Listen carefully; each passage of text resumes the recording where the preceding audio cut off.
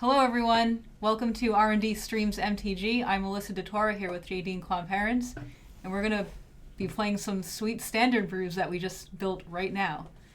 So let's take a look at some decks. Alright, so I asked on Twitter what kind of decks do you guys want to see, and some people were like, oh, Jadine's streaming, we should see Jund. I was like, alright, sure, let's find a sweet Jund deck. So we have Goblins killing things, which is your classic Chain Whirler plus Death Touch deck. Classic Chain Whirler plus Death Touch strategy. It's such a classic. It is, in fact, Jund. It uses all the colors of red, black, and green, even if only technically. Yeah, you might even kill a thing. Like, it kills, what does it? Kill creature, artifact, or enchantment? Mm-hmm. Yeah, mm-hmm. I'm sure we'll be killing lots of those. Yep. Killing things is very Jund, so I can appreciate that part of this. So, are we here? Are we live? Someone in the chat, please say something so I know that I'm just not talking into nothing. Anyone? Okay, so let's go to our next deck, and hopefully, oh, someone's here! Hooray! Hooray. Alright. Bant Pod. Yeah, so I really wanted to play a Prime Speaker Vannifar deck, and I found this one on Twitter on the Arena Decklist account that Ruben Bressler played to Mythic. But I changed some cards around because I just wanted to add a Dream Eater and a 7-drop. We really wanted to pod to 7. Yep, and yeah, so we just added some stuff. We just took his list as a guide and kind of changed some stuff, what we wanted to play. Our title says drafting with Marshall. Well, that's a shame. We are not drafting with Marshall. But hopefully our tech guy changes that. He's probably watching now and is fixing that as we speak. Alright, and our other deck is Dovin's Acuity. Get it. Yeah, so I mean, this deck has been rising in popularity in Best of One because you get to play a 15-card wish board with Mastermind's Acquisition. So the main deck has 0 win conditions, and you just have to rely on Mastermind's Acquisition to just find a win condition. If they get rid of all of our Mastermind's Acquisition, we just literally cannot win. So I guess we have a Kaya. Alright, there's 1 win condition. Yeah, sure. Kaya can win the game. Alright, yeah, sure. Let's play. What are we starting with? I'm going to start with the Jund deck. I had a feeling it was not going to be Dovin's Acuity. Yep. Chat wasn't fast enough to tell me not to.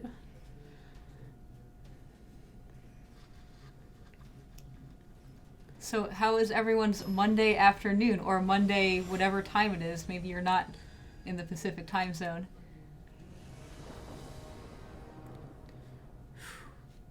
Look at this beautiful hand. But we're going second. Oh no. Is this hand good when you're going second? It is if they play a lot of 1 toughness things. I mean, we'll still keep it, but it's so much sadder. That's true. And we have this angry man. Angrath? Angrath is very... Oh, look at 2-drop. Not a good 2-drop, but... When we were playtesting Angrath, we always called him Angry Man. So he will just forever be Angry Man. And also, we're on Bronze Tier 4 today. Alright. I don't know what instants and sorceries I'm going to get out of the Merfolk decks. I think they play Sleep. I guess I could have saved that for turn 6. Yep. This matchup looks maybe hard. Yeah. Alright, sorry, I'm not going to know how to pronounce your name, but question about Kaya's Wrath. What went into deciding its life gain effect and mana cost? So the mana cost was always 4 mana. We wanted to have a 4 mana Wrath in Standard because we we haven't had a 4 mana Wrath in a while, and we wanted to introduce that into Standard again. So we always had Kaya's Wrath as a 4 mana Wrath. Throughout its lifetime, it had different riders on it, but we wanted to give it some kind of rider, so it wasn't just a harder to cast Day of Judgment. But we didn't want to have so much power into it that it would warp Standard. So The life gain effect was mainly because, like, you might be playing this deck, like, this card alongside Afterlife, and it just had good synergy there. But the main goal was just to give it some kind of, just a little bit of upside, so it wasn't just a worse version of previous 4 mana wraths we've had in the past. Alright, what's going on here? Oh, now the stuff is so much harder to target. That is true. But not too much harder to target. I can still get rid of this Merfolk Mistbinder with the Lava Coil. Where's our status? Coming, I hope.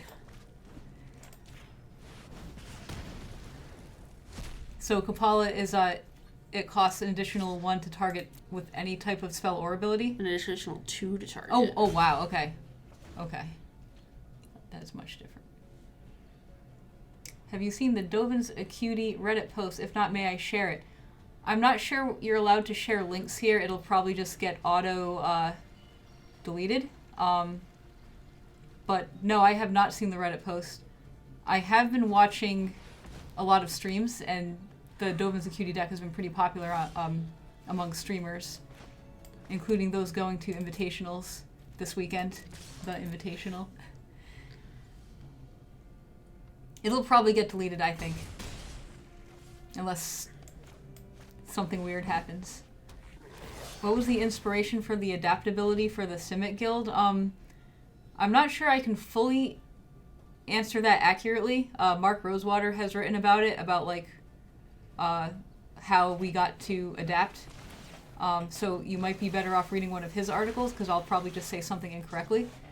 But one thing that's important for Ravnica is getting all of the mechanics to work across guilds. So adapt is something like +1/+1 counters has synergy with like Riot as well, because that's also giving counters. So that is one reason.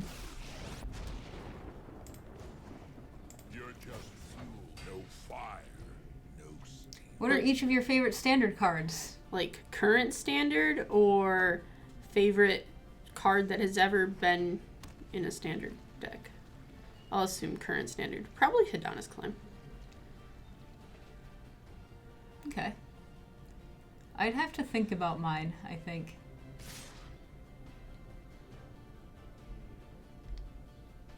It's probably something from Ravnica Allegiance. All time. Favorite standard card of all time. Well, we won. I looked away and we won. Goblin Chain Whirler was very effective against Deep-Root Waters.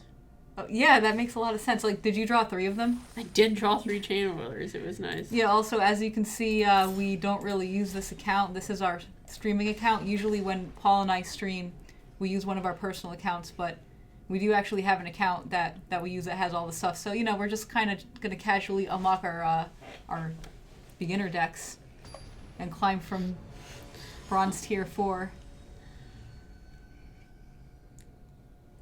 My favorite all-time standard card is probably Bile Blight.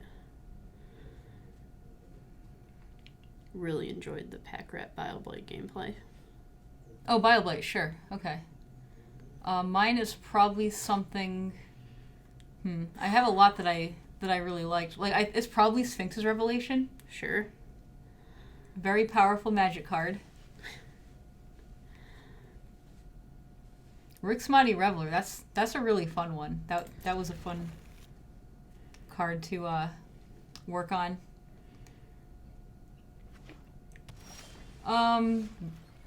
Brad Samsu, I'm pretty sure it was one of his Making Magic articles.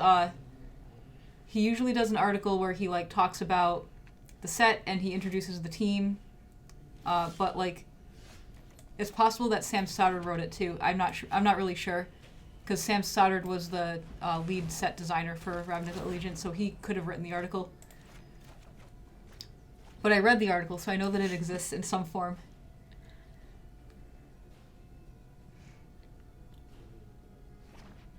I started doing Shards of Alara. Oh, like start playing Magic? That's how I interpreted the question. Okay, I started playing Magic during Tempest. So I've been playing for roughly 1 million years. Tempest is during my period of Magic when I just like don't know the order of the sets. I just know that all the things around there for like 10 years or a while ago. Yeah, like back maybe 5 or so years ago, I could just tell you the order of every set. Now it's all really a blur. Like with shards, I pretty much I just have to think back of what was in the standard format. So it's like, okay, so shards was in standard during Zendikar. But which one came first, right? It's not easy. It's all kind of a blur at this point. There's been a lot of Magic sets. Oh, we're playing against Merfolk again. It's funny because right before we started streaming, we were talking about the deck, the Vannifar deck that I named Bant Pod. And we were like, so if you've been playing Magic for 5 years, which is a really long time to, like, you know, like a person who's been involved in a hobby for 5 years, like, that's a long time. They probably don't know what Bant Pod means. Because they, like, you know, like, I think the card was banned from Modern about roughly 5 or so years ago. And if they were just getting into it, they probably just, like, didn't even know that it was a thing. Bant Pod. Like, I was watching the SCG over the weekend, and one of the decks, which was a graveyard combo deck, they named it Cephalids. Do you know what that means? It's some sea thing. Yeah, so the deck, it's a combo deck that mills its entire library into the graveyard using the card Cephalid Illusionist. That says whenever you target this, mill 3 cards. And you use one of the Encore creatures from Tempest block and target like 1 million times. Well, you know, A large 30 or number whatever of times. So like it revolves around a card that happens to be a Cephalid, but they named the deck Cephalids. And usually, like if a deck is named creature type, it's usually a tribal deck, you know. So it's like, oh, a Cephalid deck. Like, what are they playing? Avoshan or something? They're gonna like tap all my creatures. No. But no, they're just playing a graveyard combo deck. Less exciting.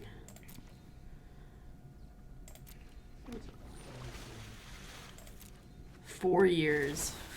We were close. We were close. Yeah, so like I bet a lot of the streamers that are playing in the Mythic Invitational who got into Magic a couple years ago, I'm sure they know what Bant Pod is, but maybe they don't. Yes, TARDIS Lover, it was called Cephalid Breakfast, but that was not what they called it on the stream. Just cephalids. But then again, what is breakfast? What does that even mean? What is breakfast? Yeah, back during the 90s and early 2000s, a lot of decks were named after different breakfasts. Like you had Fruity Pebbles, you had Full English Breakfast. What are some others? Help me out here, chat. But they were all combo decks. Tricks. Yes, that's a great one. That's a classic one. Oh yeah, and Cheerios. So they're all just breakfast cereal. Things aren't looking good, unfortunately. And of course, eggs. I think eggs being a breakfast was a coincidence because eggs first came from the card that was the cycle of Odyssey artifacts that have egg in the name, like Sungrass Egg and Darkwater Egg. And like that was the original deck that was called Eggs.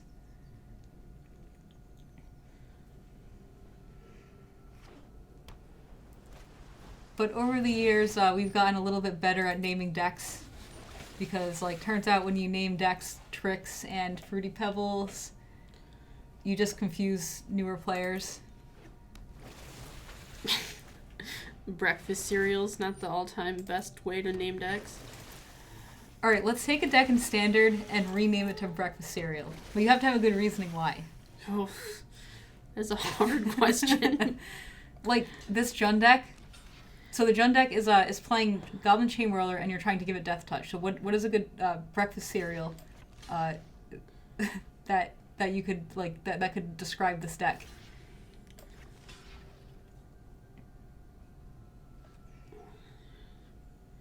All right, I'll let Jadine think about that for a while.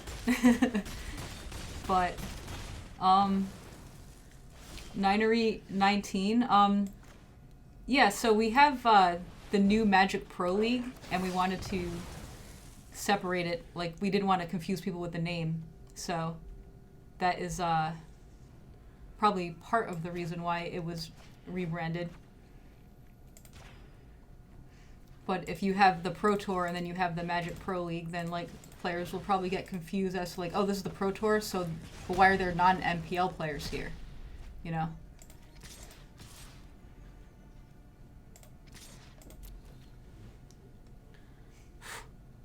Okay, so I think some people in chat said that this deck should be called Cocoa Puffs and or Count Chocula. So like for some reason like it reminds them of chocolate, I guess. Huh. I would want to save that name for a deck that reminds you of counting. I did just have to do a lot of counting in that combat math, though. That was a wild game. Oh, okay, so that's funny because I had no idea what you were even doing, and I just kind of looked away and looked back, and you won, so great. And you played against Merfolk again? Yeah. Count Chocula is 1,000-Year Storm. See, that's a solid place to use Count Chocula. What other breakfast cereals are there even are? Like what? All right, Lucky Charms. Is there like... Oh, wait. A lucky deck? Oh, wait, no, I have it. The Mastermind's Acquisition deck, because you have your sideboard that you can tutor from. Those are your Lucky Charms. All right. I buy that. Yeah, that makes sense. I don't know a lot of breakfast cereals. My roommate eats a lot of Lucky Charms, so I always like see boxes of it around the house. So that's the only one that I really know of. Lucky Charms for a Rakdos coin flipping deck? That's a good name. Okay. But like, yeah, like, so I understand the lucky part of that, but where are the charms coming from?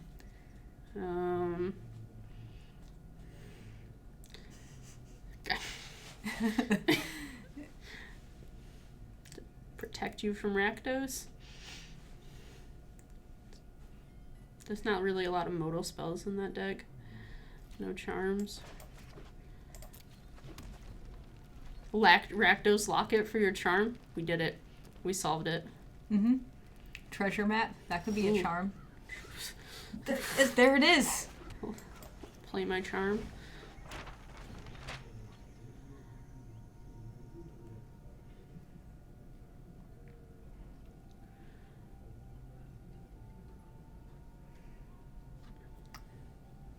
So since we are in bronze, we are going to be playing probably against more like the precons,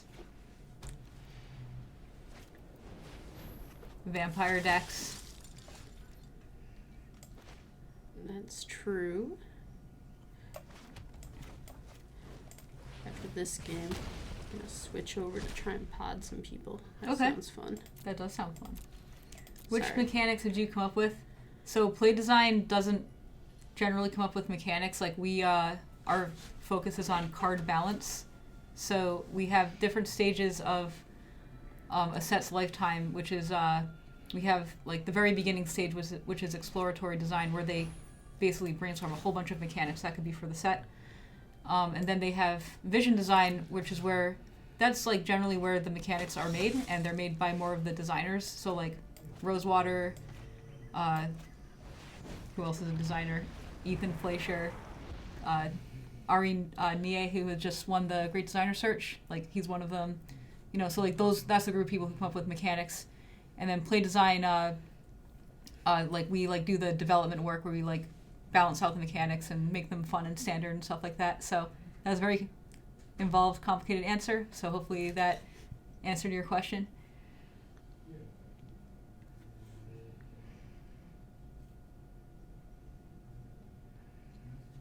So what do we decide the name of this deck was? Is it Cocoa Puffs? I don't know what that means, but our opponent has a reassembling skeleton in play. That they do. Let's get it with this chain whirler.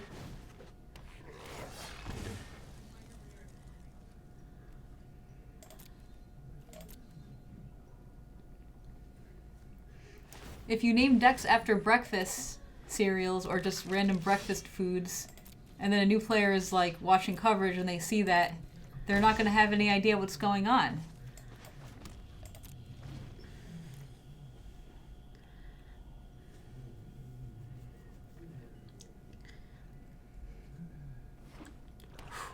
Snap, Crackle, Pop is a good name for this deck. I believe that wins the breakfast cereal Snap, name. Crackle, Pop is a good one. It's not a breakfast, but... Wait, isn't... Oh, I guess well, it isn't, is it? Well, like, the breakfast is Rice Krispies. Snap, Crackle, Pop are just the three little... Are they elves? I have no idea. They gotta be elves. Because elves make food. Like the Keebler elves. Sure. Are there other elves? I think there are other elves. Snap, Crackle, Pop elves.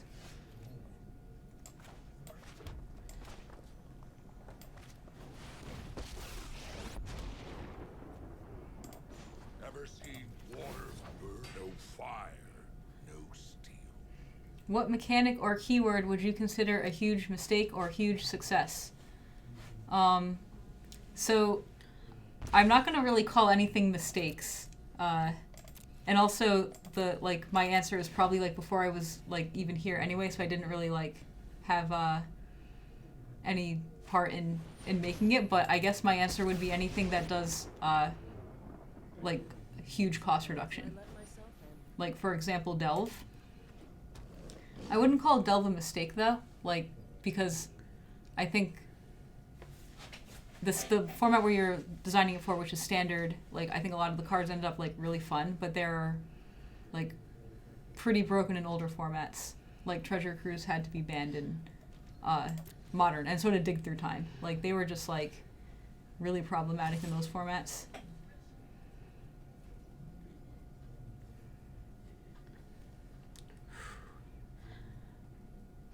Alright, Ingrath, I guess you're taking 3.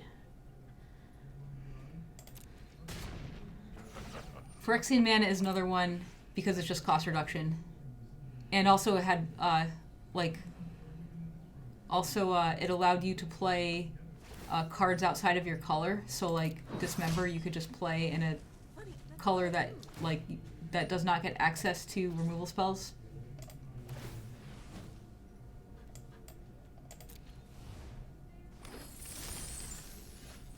But what are some good mechanics? Let's be positive. Let's have a positive stream and start naming some good, successful mechanics. Good for you. Shuffling me off like Let's see.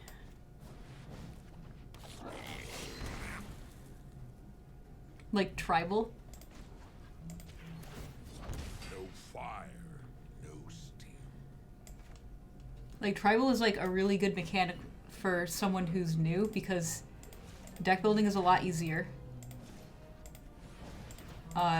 It's like really flavorful. Mm-hmm. And it's just cool to do to collect a whole bunch of one type of thing, and then when you have them all in play you do like really powerful things. Yeah, tribal mechanics are fun. I agree that Exert was sweet with somebody in chat. Okay. I enjoyed playing that a lot. I liked it for Constructed. I was not a huge fan of it for Limited because I think it just made Limited games too fast. But it was fine. It just could have been a little better, I think. Landfall? Landfall is a really good mechanic. Oh, Landfall's good. You get to play 18 lands in your aggro deck. Played a Geopeed. Loved played a Geopeed.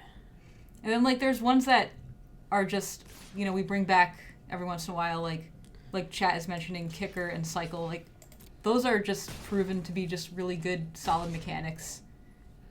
One is like pay more mana to get a sweet effect. Like those are just going to work. Mm-hmm. And Cycle is like, I don't need this right now. Let me get something I need. Like those are just always going to play really well. And Scry too, which is why Scry is evergreen. Has been evergreen for a while now.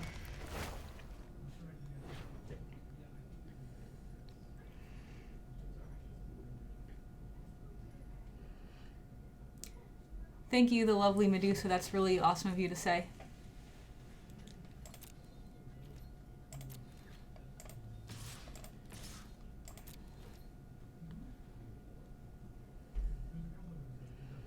And Surveil is good, but Surveil is almost like Scry anyway, it's just a different take on Scry.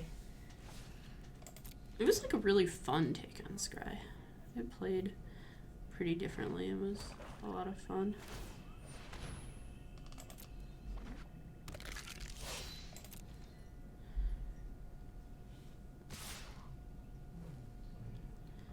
So our opponent is playing... Oh, our opponent is just playing the black-white pre-con, I think. Seems about right. Alright. I'd like to look at my graveyard to get back my Ingress. I believe we just lethal. What's your favorite non-top tier ever card? Ever is so hard. There are so many Magic cards. There are a lot of Magic cards. I mean, I can answer it from, like, right now standard, but do you have an answer?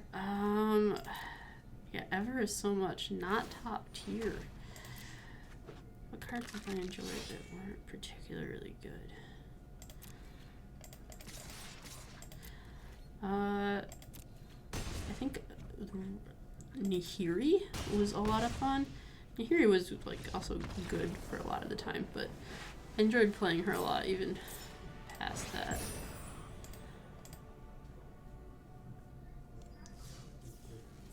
How about you?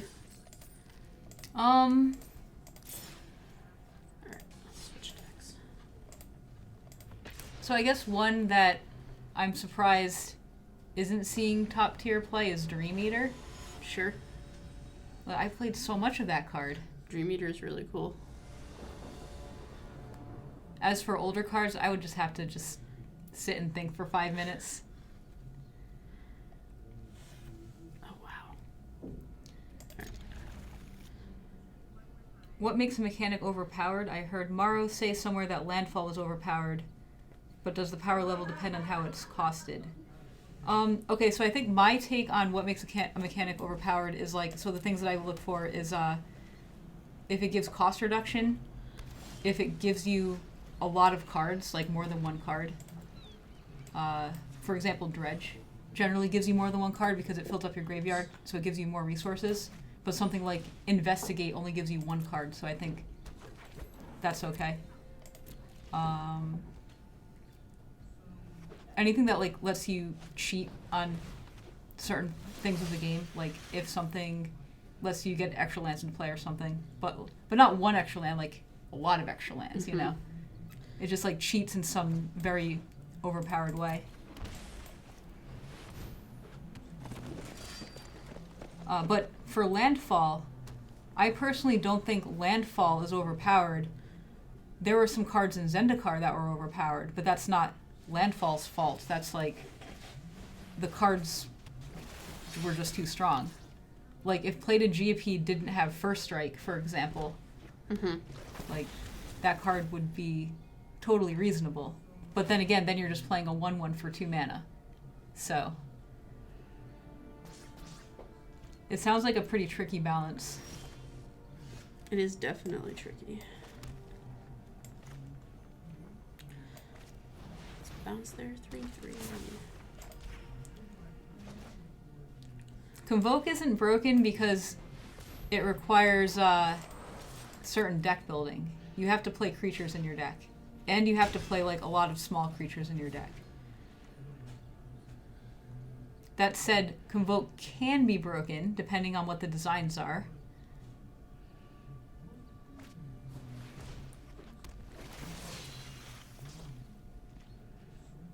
But if the mechanic is like it requires like a massive deck building cost, it generally is not going to be broken.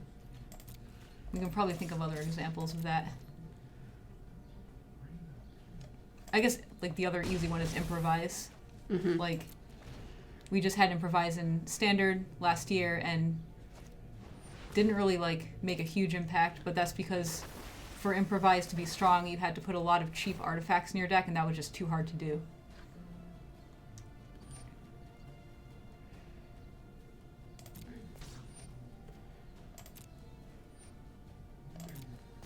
When's the next great designer search? We don't know that yet. We just had one. if history repeats itself, it'll be a while from now. We had one in 2004, 2009, and 2018. So I might be off by a year or so, but generally, like, we've had one every between 5 and 7 years.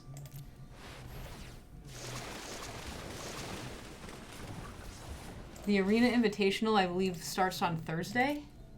That sounds right. Or is it Friday? I think Thursday. I bet someone in chat knows. What day does the Arena Invitational start? Oh, we're getting those quests. We're questing up.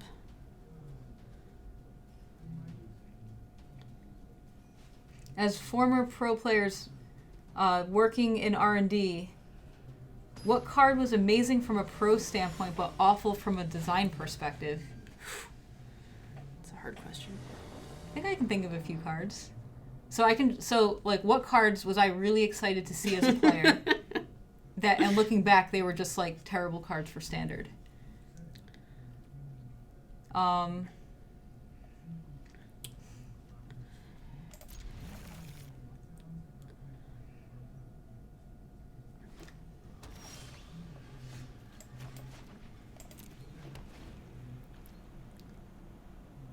Let's see.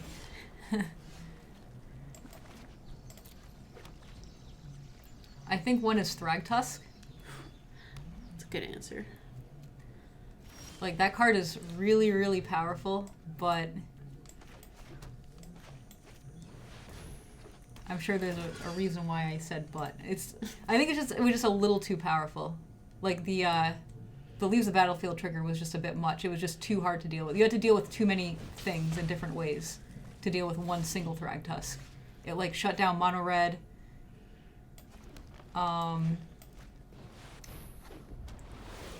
It's just a green card that's just, like, solid against pretty much everything, and you can also abuse it with, like, other things like Restoration Angel or whatever. So I think it was just a little too powerful. Whew. Like, it could have gained 3 life. Or it could have just been a dice trigger or something. Alright, we figured out when is the Invitational. It's Thursday at 10:30 Eastern Time. Oh, that's so early. That is early. We are playing a Bant Prime Speaker Vanifar deck. Green Mage MTG.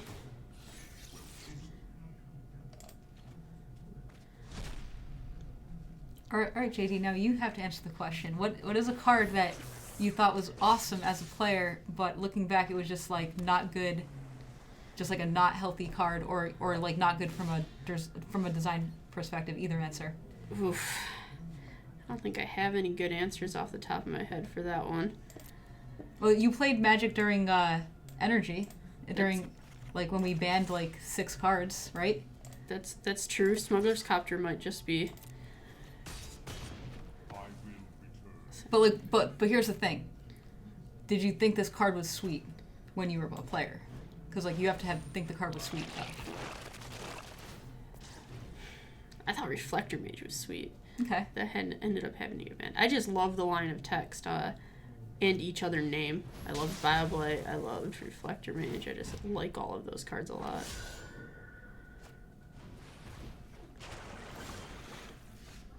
Ooh, drew a Platform. That seems...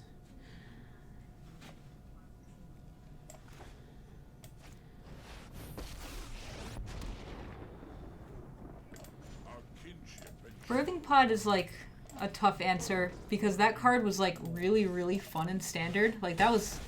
I built so many Standard decks with Birthing Pod of, like, all different 3-color combinations because you didn't even have to play green.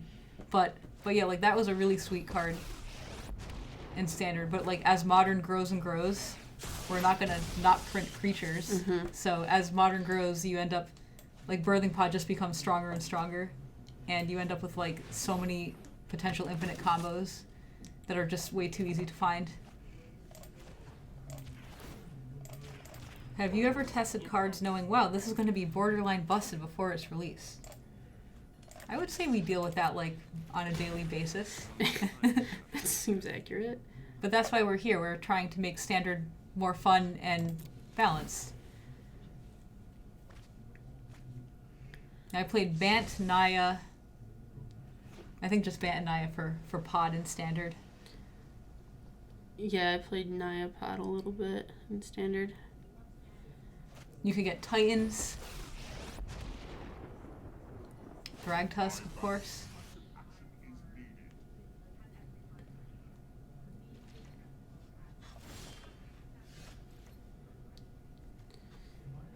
I'm gonna play this Prime Speaker and it's not gonna live, and that's gonna be sad. But that is what's going on. Oh, I see we're playing against a control deck. We are. Do you think Wrath of God will ever be printed for Standard? So the problem with Wrath of God is it has this rider that says these creatures can't be regenerated, and we don't use regeneration anymore, so it is safe to say that Wrath of God will never be printed in Standard as long as we are not using regeneration.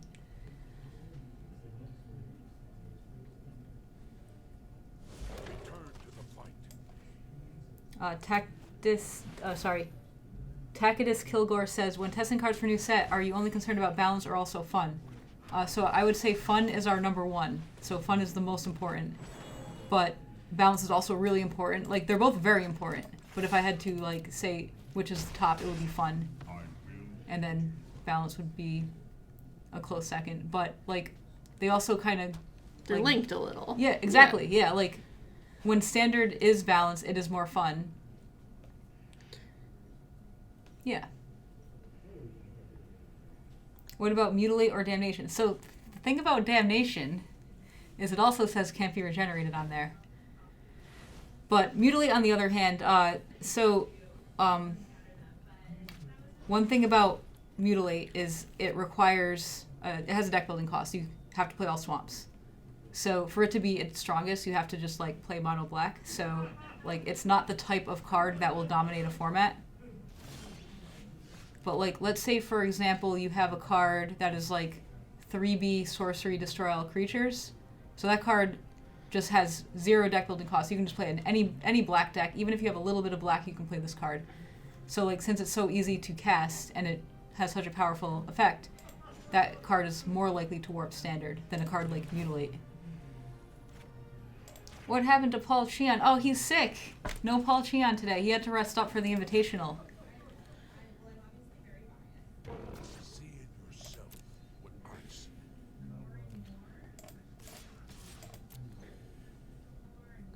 So Day of Judgment is okay? Does Day of Judgment just say destroy all creatures, full stop? Does it have a rider? Well, with a card like Day of Judgment, we would have to balance around it. So, like, I can't say, oh, we'll never ever print it in Standard. Like, it's possible, but it's very powerful. So we would have to have counterplay to it. Like, maybe in this format, you'll have more creatures with dice triggers, or you'll have more indestructible, or more Planeswalkers or something. So just, like, more ways where Day of Judgment is a balanced card. Hey, we did it. We somehow won a game. I looked at the screen for a second and we won. Hooray. You should look at the screen more often. It feels every time you look over, we're winning a game. Mm-hmm. You're winning so many games. It's true.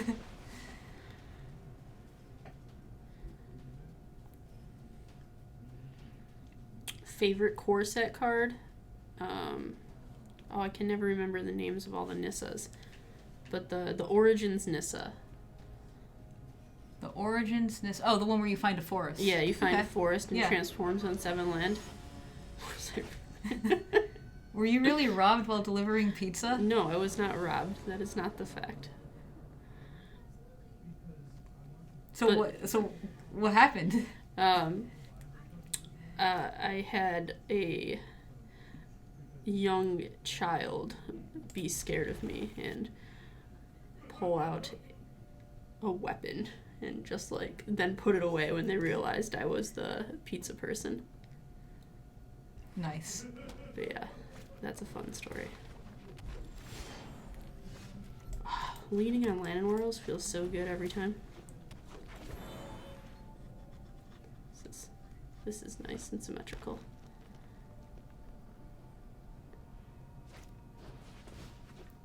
This deck looks really fun. That's a lot of Pelt Collectors. Can you imagine if we were playing the Chain Whirler deck right now? Oh my Around the god. play?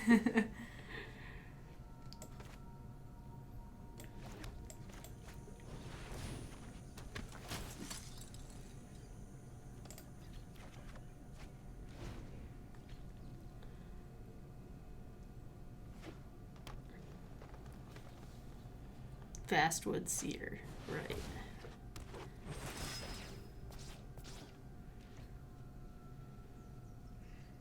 Are there any cards you are surprised that have seen as much constructed play as they do?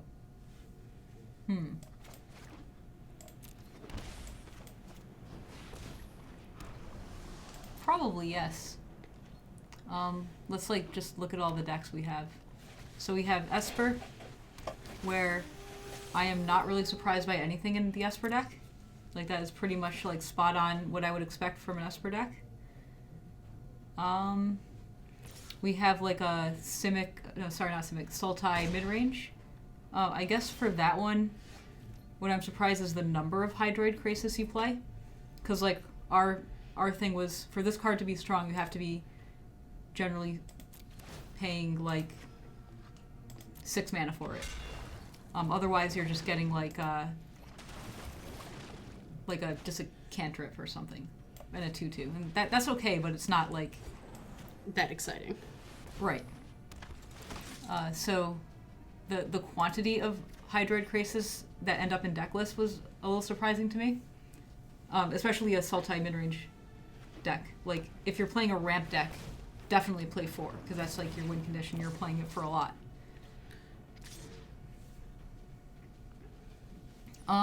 Like green-white tokens is pretty much spot on what I thought it would be. Same with like the Is it Drakes and Phoenix decks? Not really surprised by anything in mono red or white weenie. Alright, what's another deck? Do you remember what 5s are in the deck? This Conclave Cavalier could be Oh, something. yeah. There's a lot of Alright, one-offs. let's There's a Tristani, there's a... Ooh, Tristani's gonna be nice. Yeah, no, there's a bunch. There's a Biogenic Ooze. Ooh, there's a Lyra. Ooh, there are some options here. Alright, we'll go for this Tristani. That sounds like fun. And then we'll just play this, shall I? Great, no attacks.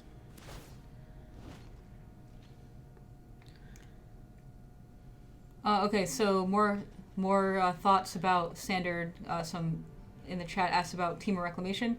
So I guess like, while I'm not surprised it is a deck, I am a little bit more surprised of like the quantity that we like, how frequently we see the deck. Because in my mind it was like a little like more fringy. Same with Gates, but I think Gates is kind of fallen out of favor, really. Like, it was pretty popular when the set first came out, but now I don't really see a whole lot of it anymore, especially in competitive constructed.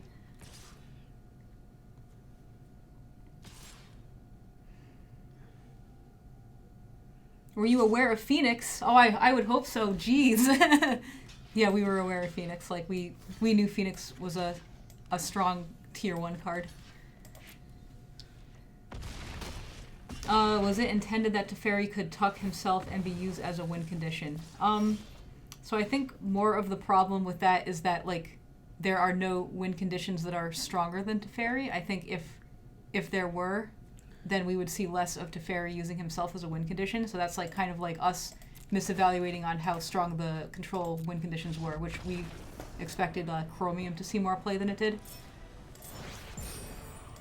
So, like, in our mind, Esper would be playing like 1 or 2 Chromium as a finisher, but like we miss a bit on how powerful Chromium is, and now instead you're just playing Teferi as your win condition. So not ideal, but it just means that like we have to aim a little bit higher when making control finishers.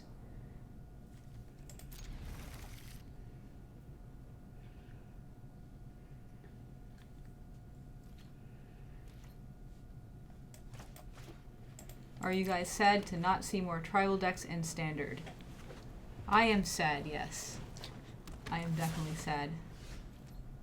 I think we messed up a little bit, made them a little bit too weak. So they just cannot compete in this standard. But we've learned lessons for next time.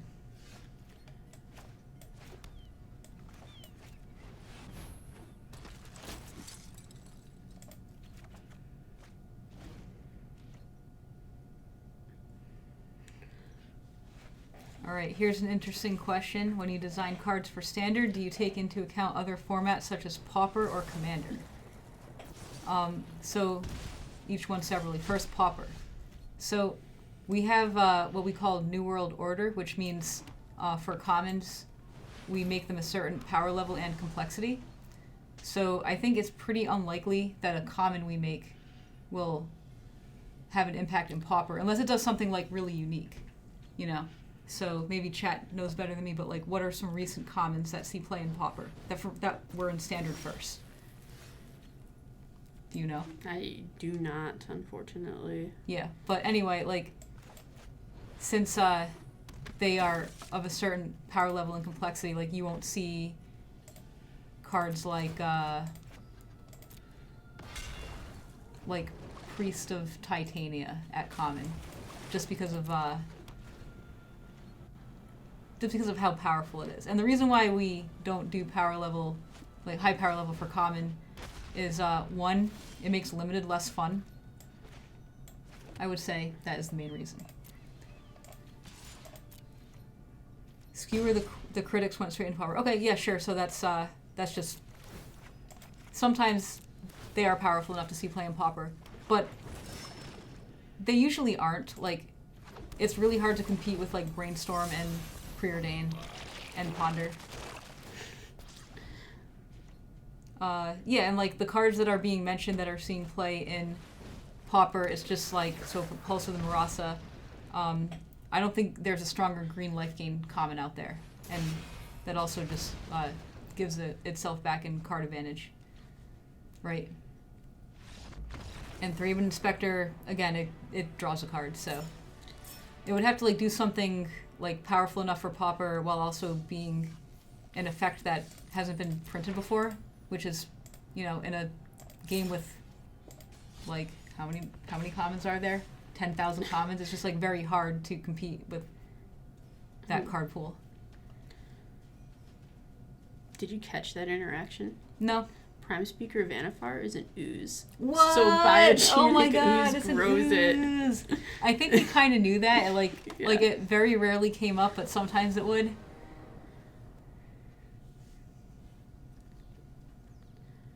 All right, I think this is a momentous occasion.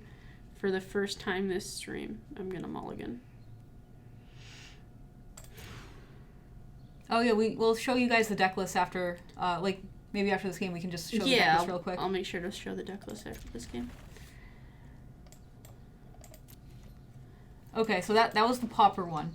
The Commander answer, yes, we definitely do keep Commander in mind. We have like Commander experts, we have Commander committee people like in-house, and they usually look through the set and let us know if anything will be like problematic. But for the most part, like we're happy when cards we make end up in Commander. So yeah, like if we can make a card for Commander while also being good for Standard, like that's a plus.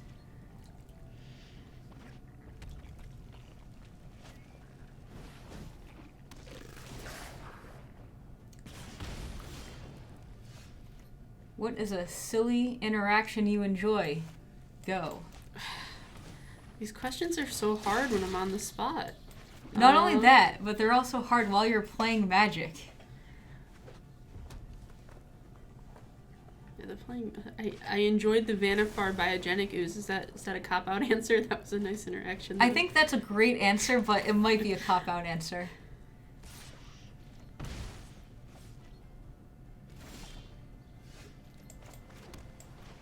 I enjoy the Shalai Risk Factor and Burn Spells interaction. Is that a real answer? You don't think just playing my cards or saying my cards as I play them is answering this question?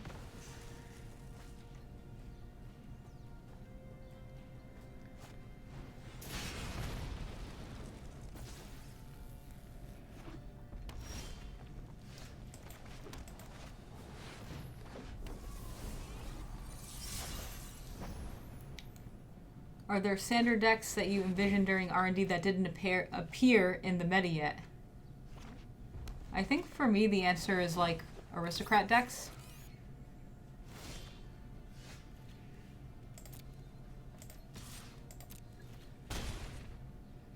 Like, I'm surprised.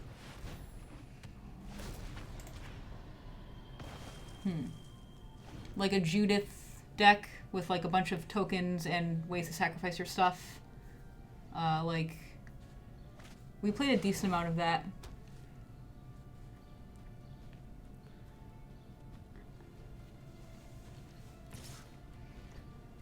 But Judith did actually show up at the last Pro Tour, though. In that vampire deck. Oh yeah, that was cool. That was a cool deck.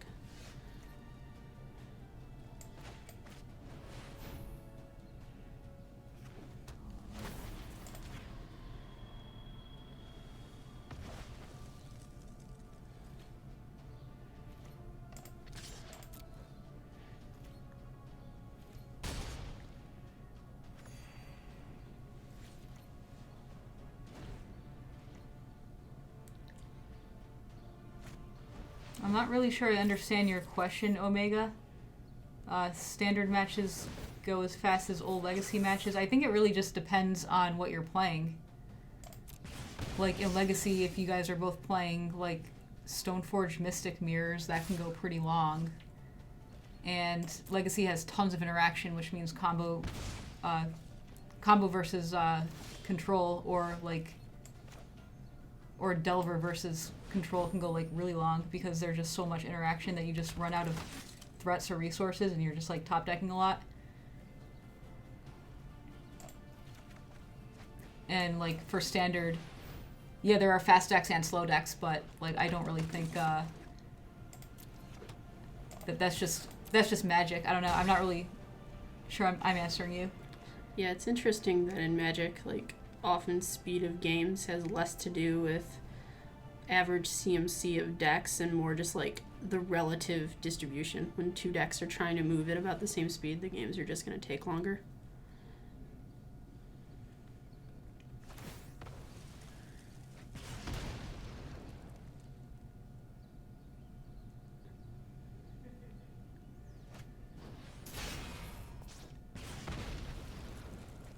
Oh, hello, Experimental Frenzy.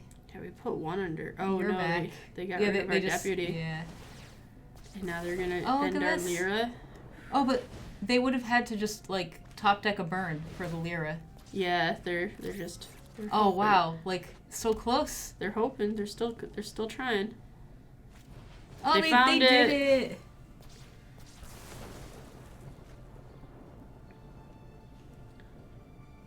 And just like that, this game's looking worse.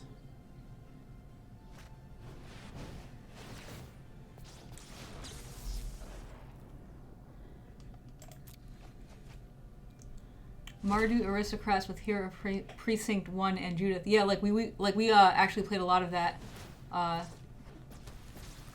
Yeah, and the split cards are all multicolored, which triggers heroes. We played a lot more Bedeck, Bedazzle, and Carnival Carnage in those decks that like the real world is not really playing. But hey, there's still time. There's still time. That wasn't the draw we needed.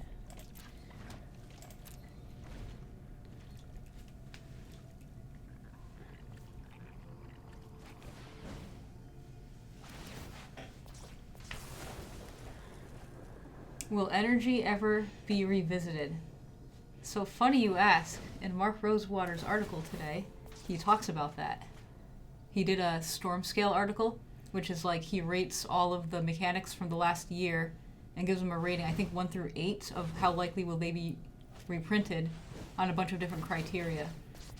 And the criteria are things like design space, flexibility, is it well liked, is it easy to develop, stuff like that.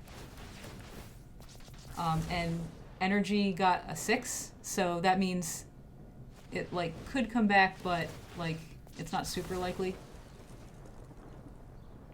But anyway, I recommend reading his article because they're like really insightful. especially this one. Our opponent has had a nice comeback this game.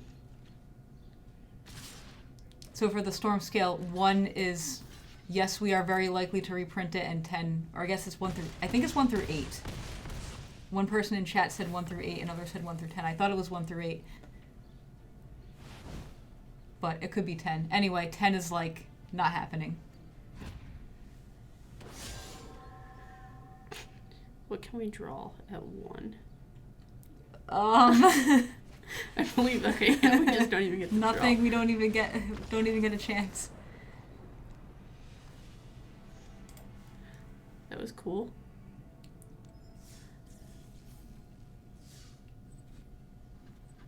Oh, deck. Alright. This is what we've been playing. Some early things. A lot of like 1-ofs and 2-ofs to have some Vanifar options along the way. Chaining all the way up to Palaka Worm in theory. Some uses for the extra mana. This deck has been playing pretty well in these games. Alright. Lucid Vision 1 says that this person misses your articles. Oh, thanks. I mean, I'm glad you liked them. Maybe you can write articles for Daily MTG. I would love to. Great. You can whenever you want. Great. That sounds like fun.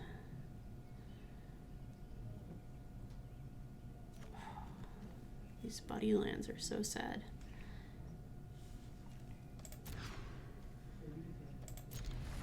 They are sad, yeah. How much consideration do you give to standard mana bases, including post-rotation mana bases, when designing potentially splashable cards? Yeah, we give a lot of attention to that. So like, for example, let's take the standard. So we have currently Buddy Lands and Shock Lands. So any card we design for that entire year, we take the mana base into consideration, of course. And also, the following year, we no longer have Buddy Lands, we have a different thing. And like, so we'll be balancing around that too. So it's like, oh, we have this card, oh, but don't forget there's this land in the next set where it makes it easier or harder to play or whatever. So yeah, we do keep that in mind. But we want mana bases to be strong, especially 2-color mana bases.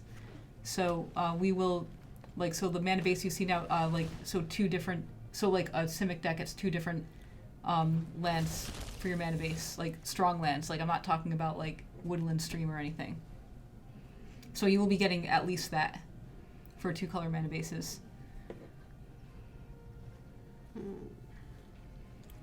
Is the Great Designer Search the only way you hire people onto the teams? Definitely not. There's so like, look at us. We were not in the Great Designer Search. That's true. I mean, there are only like. So the first Great Designer Search, they took 4 people. The second, I believe, they took 3. And this current one, there are currently 2 of them working here. So that's not a lot of people. But there's a lot of things that go into getting hired. We have an internship program. Sometimes we hire off of that. We have play design, where generally you get hired by playing on the Pro Tour and getting recruited. So, for example, when I was on the Pro Tour, the person who was recruiting was Dave Humphreys, and he approached me and he like talked to me for a while and gave me a design test. And yours was probably very similar, right? Mm-hmm.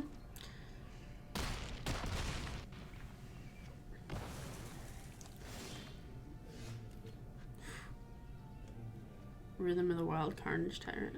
But we also hire people just like any job would hire people. Like, we're like, hey, we're hiring, send your resume. It really depends on what the job is. Can you give an example of a design test? I don't believe I can. I'm pretty sure that like the people who took the test are NDA'd, and we can't talk about them.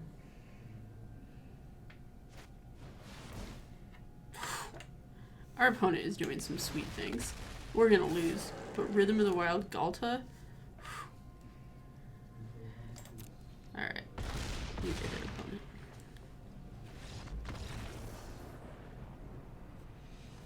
what is your favorite Planeswalker? Nissa. Okay. That is the same answer you gave for that core set question. Weird. Okay. Don't quite see how those are related, but it was the same. It was the same.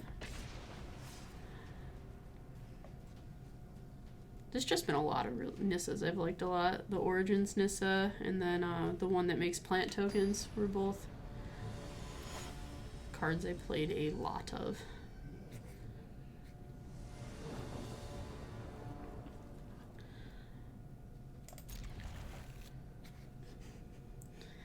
Okay, there are a lot of questions I want to get to here, but I just read the one that was very funny, so we'll get to that one in a bit. But Unlucky MTG says, are 2 CMC mana-producing artifacts considered too strong for standard now, or have we just not seen them in a while by coincidence? So, like, I would not rule anything out. Like, there can always be a time where a certain type of card is appropriate for a standard format. Yeah, we have not seen these in a while, and they are very strong, but I would not rule them out, especially now that we have a playtesting team that's like dedicated to making sure formats are balanced. So if we do decide, hey, we want to introduce 2-mana artifacts in standard, we can balance around that. They are incredibly strong for standard, I will say that, like really strong, and it limits a lot of stuff if we have them in the environment. Like, we would have to very carefully balance our 4 mana cards, for example.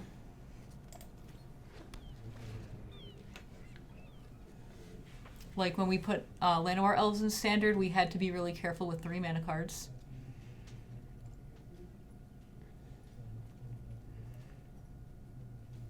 Alright, so Eric says, does R&D really sticker over expensive mythics or playtesting cards?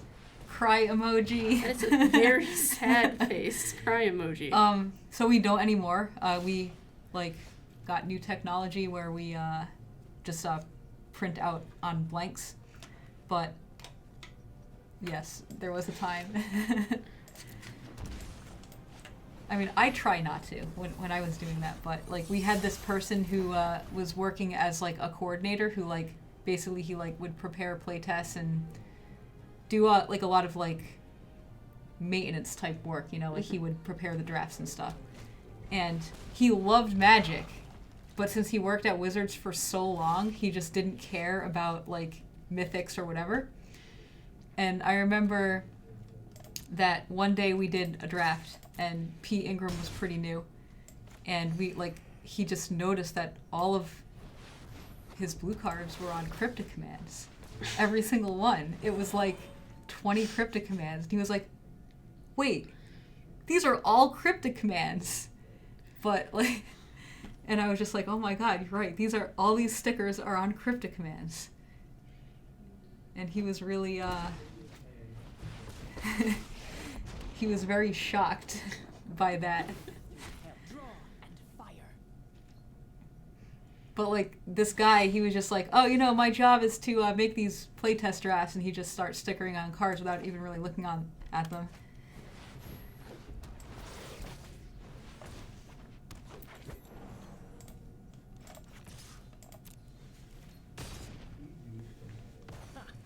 That person is not a monster. He's fine, okay? It's just cardboard.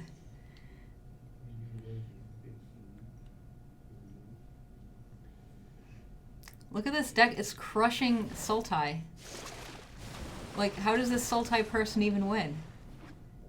Look at all this stuff. Probably not by drawing 2 Wild Growth Walkers and no Explore. That hasn't gone super well for them. We can just activate the Shalai. That's exciting.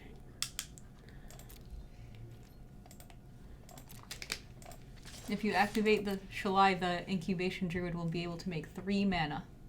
That's really exciting. I can activate Shalai and cast Prime Speaker this turn.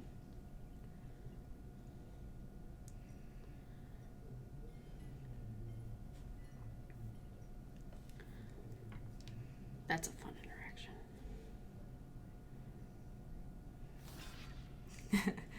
There were so many children who didn't have cryptic commands, and now they will never have cryptic commands.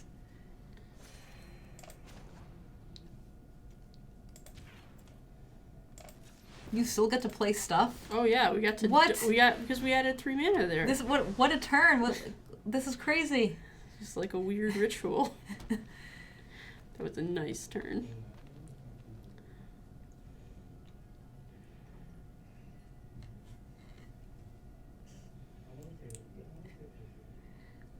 Yep, all those kids play Burn now. What have we done? We deprived the kids of the cryptic commands. And now they play Burn.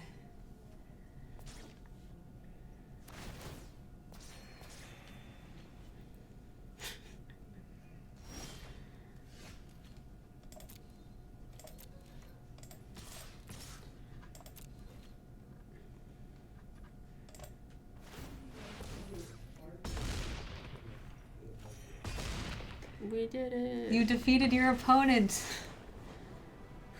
You're still in bronze? I lost 2 games earlier. Oh wow, I had no idea. It was unfortunate. That red opponent with the great comeback was nice. Alright. But look, you won 8 games. That's true. I have won 8 games. Alright, let's try this Oh, out. Dovin's a cutie? Oh wow, good luck with Dovin's a cutie. Thanks. We're gonna have some fun masterminds. I think this deck's pretty choices. fun.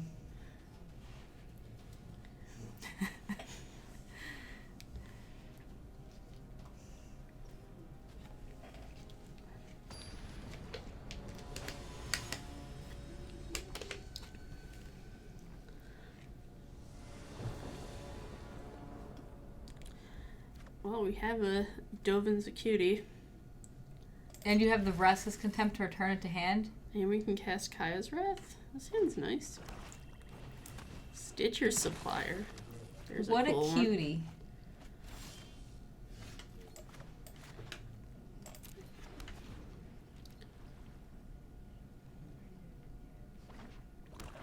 Do any other Magic cards have Acuity in the name? Or is it just Dovin? Is he the only cutie? I have no idea. I can't think of another one. What's your favorite dragon? Mine is Niv Mizzet. What's yours? Nimizit's such a good answer. Storm Breath Dragon, I think. Okay, is my that's a good one favorite. too. I didn't specify what Niv Mizzet. I just like the character. Mhm. But it's the new one. No, preempted chat. Got in there before they asked. Yeah, I don't like the first one because it was like too easy to go infinite. The second one, I guess, was just too weak, and the third one, it's like hard enough to play where it's just not free to play in Mhm. most decks. Yep. Yeah, the most recent one has been fun. Like, I played tournaments while Jeskai was like the control deck or whatever, and people were Niv Mizziting, and like the card was very powerful, but just like very cool. You always felt very smart when you like got to Vivian it, and then you didn't draw a card. Does Mutavault count as a dragon? Yeah, absolutely. Of course, it counts as dragon. You're right. That's my favorite dragon. Mine is still Niv Mizzet. Mutavault's a little boring. He's trying to do too many things. Doing them very well. I believe I only really played Mutavault alongside Pack Rat. Okay. I played the most Mutavault in Fairy Days, so for me, Mutavault was a fairy. There was a time where Mutavault was a Master of Waves elemental. Mm-hmm. Mm-hmm. I didn't play a lot of Mono Black, though. Yeah, it was being a Master of Waves. Wait, yeah, being an elemental and being a rat at the same time. Chromium's a good dragon. Mm-hmm. Nicol Bolas, the Ravager, that's a good dragon. Yeah, but he's like a planeswalker, though. Does he count as a dragon? Like, there was a time where he was a baby dragon, Sure, sure. but then he turns into a planeswalker. How excited is Arnie to see the players' reaction to War of the Spark? I'm so excited. I am also excited. Every time a new person came here, I was always excited to see their reaction, and I think everyone had like a pretty wowed reaction. Like the GDS people, like they saw the set for the first time when they came a few months ago. Jadine's pretty new here. And Maybe you were excited. I don't remember. I was definitely excited. Were you excited or were you scared? I was mostly excited. Can you share some funny playtest names? Probably.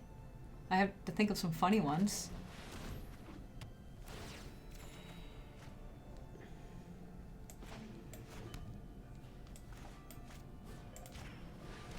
I have to go to my discard step.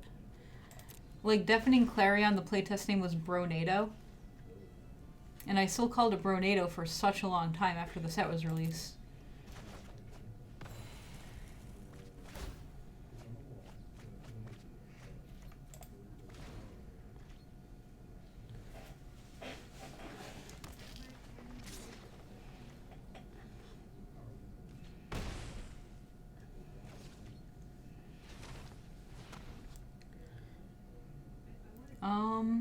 What walker do you think we will like the most? I think that question is like actually impossible to answer. Because first, it would give away too much. And second, there are just way too many different types of players that I can't just be like, oh, yeah, clearly this one is the best one that everyone will like.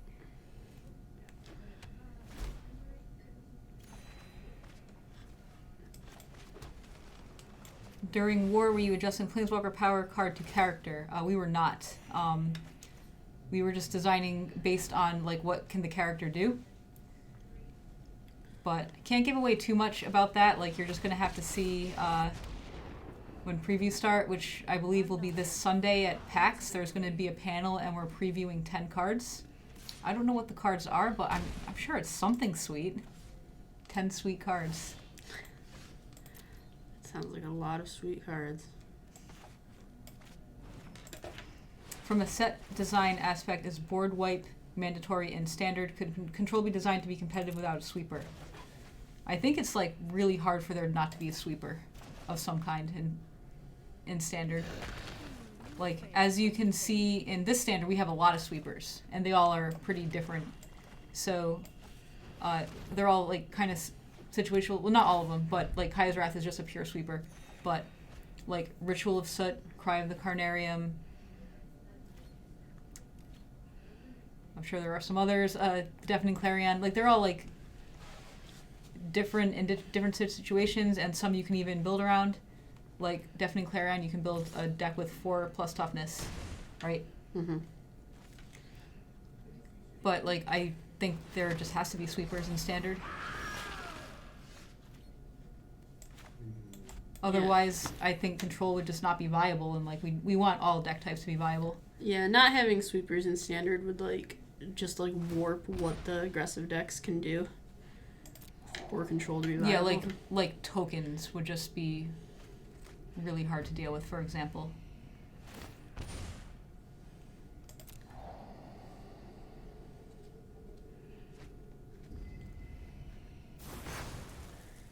I'm not going to say what is my favorite Planeswalker in War. I'll say it like when the set comes out, but not right now.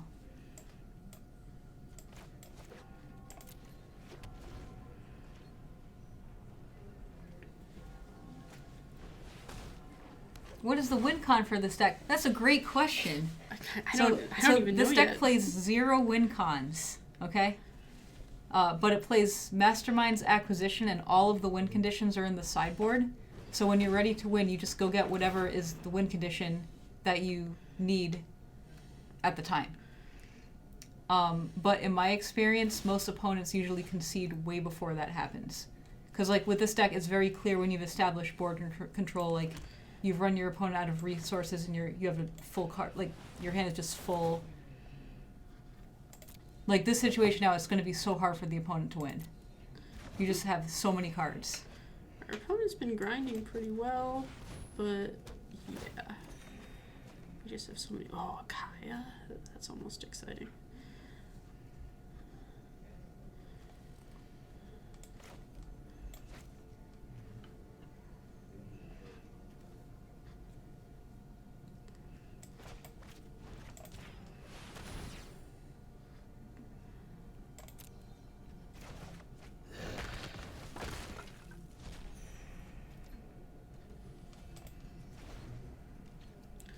This deck does not run Teferi in the name. Yep, no Teferi. Literally no win conditions. Besides this Kaya. Could Oh yeah, sure. technically The win game. Kaya. Yeah. The one Kaya that I forgot was in there.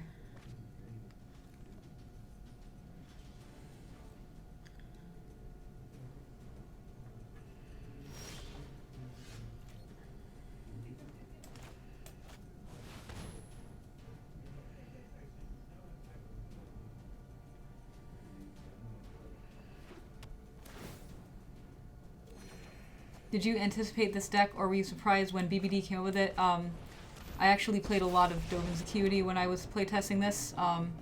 I didn't really think it would be tier 1 or anything. I just thought, like... I guess it's not tier 1. It's hard to say what it is, because it's really only played in best of 1 on Arena at the moment. But I thought that, like, an Esper deck was strictly better.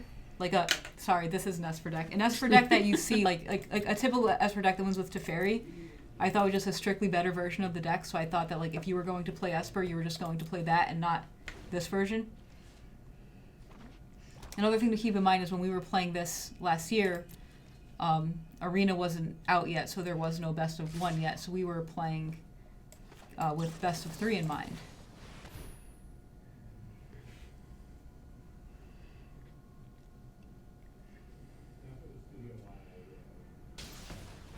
Are you sad that Rainbow Lich is out of favor? Kind of. That deck is pretty sweet. I like seeing unique things in Standard that we, like, as playtesters, didn't come up with. Like, we did not play any Rainbow Lich.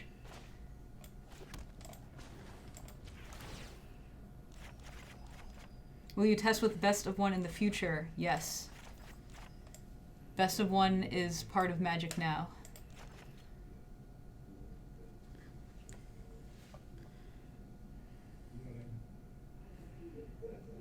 We can't answer that question, Jake Ware.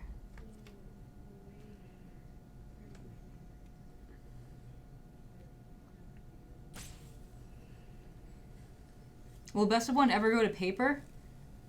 It's hard to say right now, because it's, you know, we're just kind of starting with this, but Brazil had a Best of 1 tournament over the weekend, actually. They played Duo Standard, the same format that we're playing at the Invitational, and Willie Edel posted some deck lists from it, and apparently it was well-liked and popular. So that said, you can play Best of 1 in paper, and people are starting to do it, like, but it's hard for us. Like, it really depends on how well is the format received. We'll find out. Like, we'll probably learn a lot at the Invitational. When you hire new people for play design, does it take them a while to catch up to the new environment? I'm going to let you take this one. Yeah, it takes a while. There's just, you know, enough of a quantity of cards that you haven't seen before that it takes. My guess is it takes about 3 months. And I think you've been here about 3 months, is that right? I haven't quite made it to 3 months. I started at the beginning of January, so this is almost the end of my 3rd month. Okay. I would say I started feeling like I had a handle on things around, like, 2 months in. But yeah, I mean, I don't know that I'm fully up to speed. Definitely getting closer.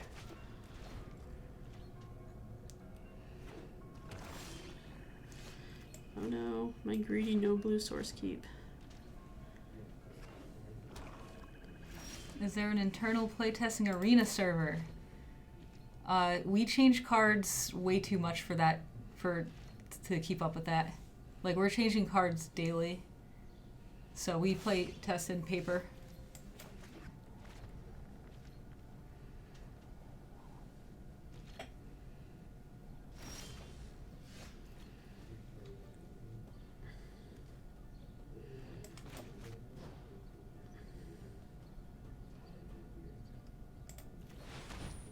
Do you think we're going to see a powerful new deck that nobody heard about during the Invitational?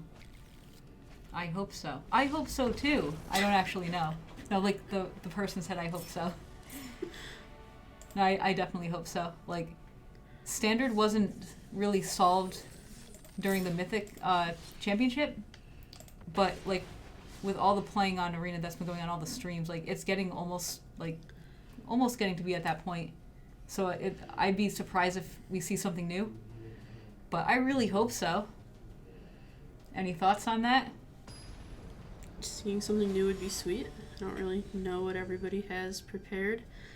It's definitely a great stage to show something new that you've been working on off, so I wouldn't be terribly surprised if people had been trying to find things like that.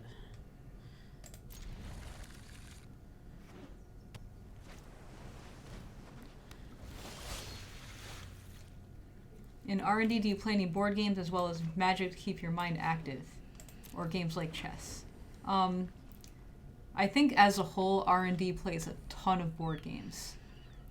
Yeah. Yeah, like we have like Tuesday lunch board games where people play, and Magic during lunch too. They do a board game group every like weekly after work. Sometimes I play, but I usually don't. But like for play design, we play a lot of Magic. So when I play board games, that's kind of like to like take a step down from keeping my mind active.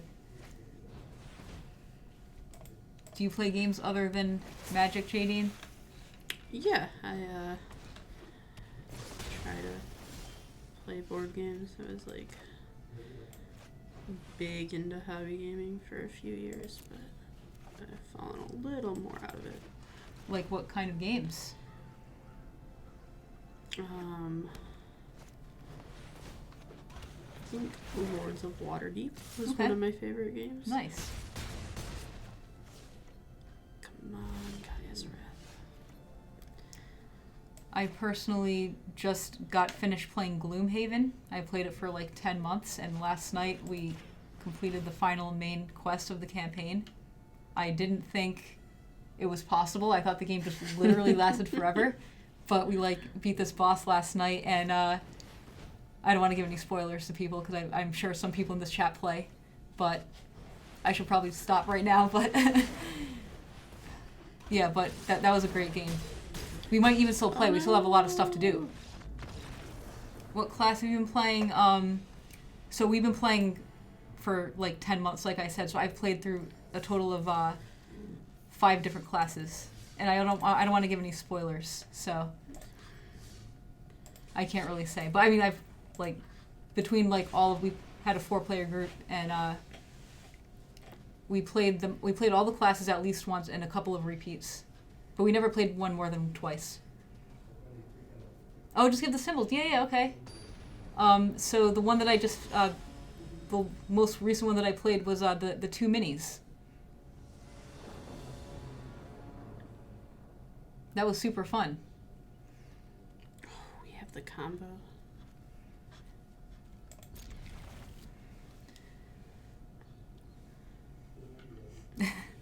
Yeah, I forgot that all the symbols have, like, all of the classes have a nickname, so you don't give spoilers.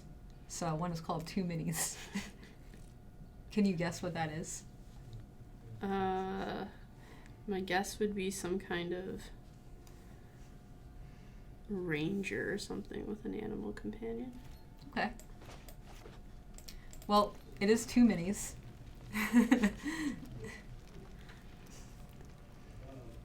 My only experience with Gloomhaven is I played the demo at Gen Con, like before it came out. Mm-hmm. That was really cool.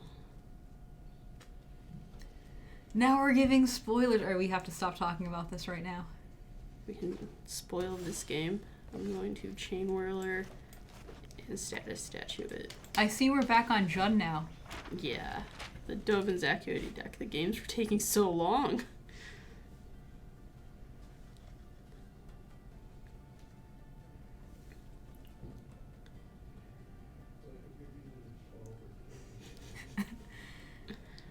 Do you know how to set your stops so you can scry in your upkeep?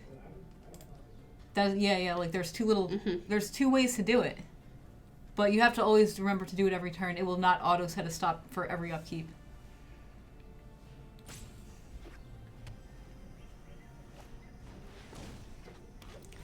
We don't have Skarg and Hellkite in this deck. Our 5-drops are Angrath and Eldest Reborn. You did it. You got the land. I am very happy. I have it not land. I would like to draw it now. What do you guys actually do in R&D? Do you have a desk and make spreadsheets? Do you have lots of decks and just play a lot? I would say yes to all of those. We do have a desk and make spreadsheets, and we do have decks and play a lot. This is all just true.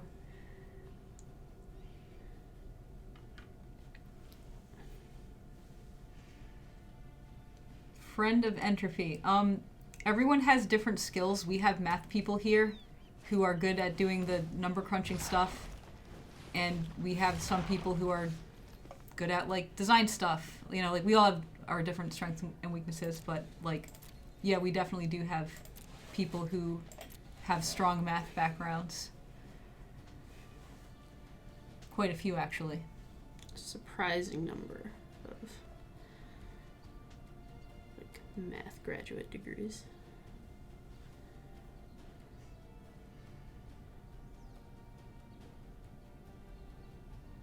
Next turn is going to be so good. Do you have the land? Do you have to... Well, I can just activate treasure map twice if I have to, and I'll have enough. Yep.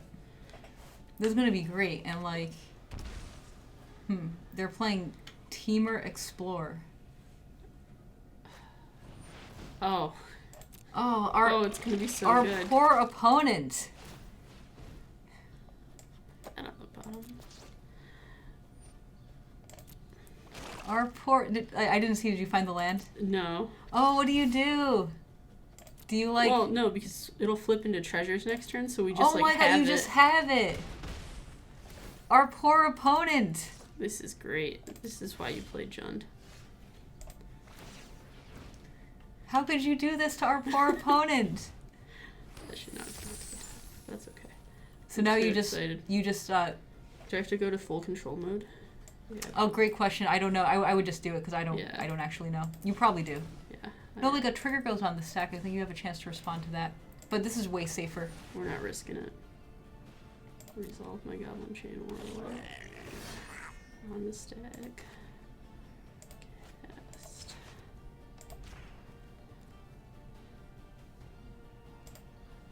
Submit. Pay. Green. Sure. Green. That's what we're doing here. Whew. Resolve. That was a nice animation. Our poor opponent. Our opponent did not see this coming at all. Alright, Jadine, what is one quality that every pro player possesses?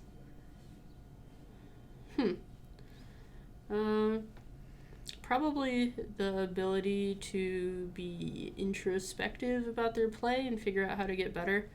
Like, if you're a pro player, you didn't get that good at Magic by accident, and like the ability to figure out what's going right, what's going wrong is pretty important. That is like my answer as well. Being able to recognize what you did wrong is really important. And a lot of players who don't reach that level, I see them struggle with that. You know, like blaming their losses on luck, or blaming them on their opponent top decked this insane card, or they didn't draw X, stuff like that. Definitely. And then if I tell them, oh, actually on this turn you did this, but you didn't consider this, then they usually just don't want to hear it. You know, they have an excuse or something.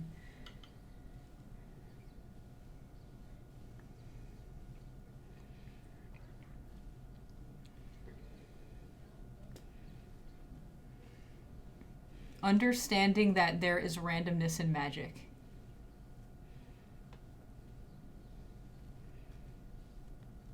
Yeah, variance is what makes the game so hard. Just like...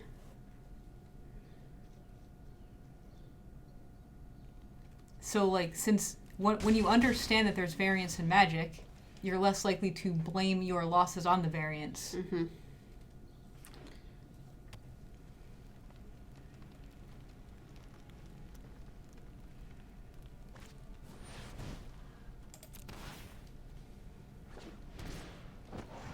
One time we had a chain whirler and they had nothing, and now they have stuff. I don't know what happened. It's strange. 4, 6, 9. Steal this, force a block. That doesn't really quite kill them.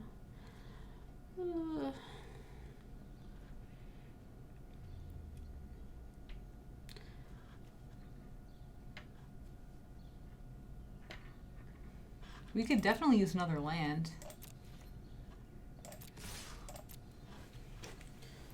Maybe we can Eldest Reborn to them here.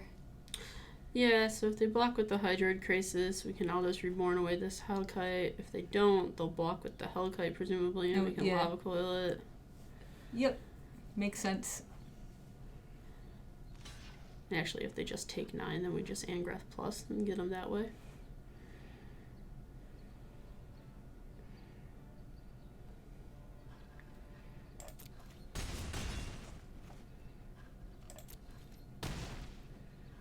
Self-nerf tier champ. Yeah, that's another really good point about the deck building. Like, so you're gonna get mana screwed or mana flooded or whatever, but like, it's hard to avoid situations like that, but you can mitigate it by building your deck correctly and just like having the right number of lands and spells and having the right number of things that you can cast on turns 1, 2, and 3, and having ways to mitigate mana flood by having things like mana sinks. Having things like Treasure Map is a great way to mitigate mana flood because it gives you more cards and card selection. Like Hydroid Crisis is like the perfect card for mitigating both mana screw and mana flood because you can play it early and, you know, find your 5th land or whatever. Or when you're flooded, you can play it late and draw a million cards.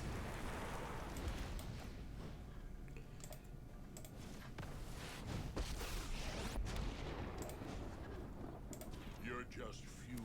I did not do math, I just assumed that this Your would be good. crew for my fishing. I believe I am correct.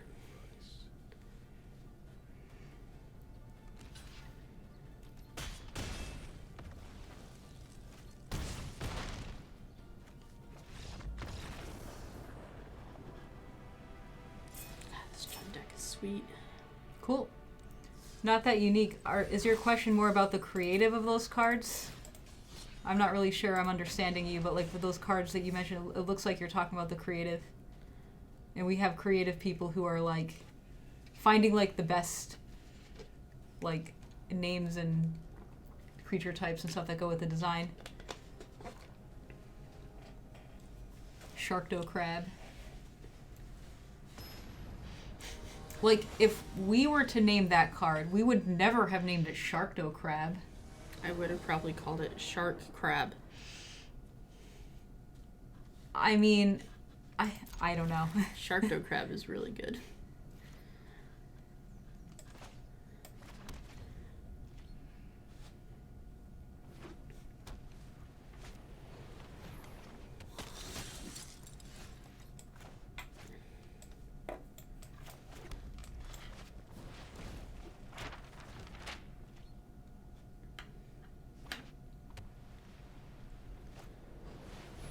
When is a new Necrotal set coming out? I don't know what that means. Same.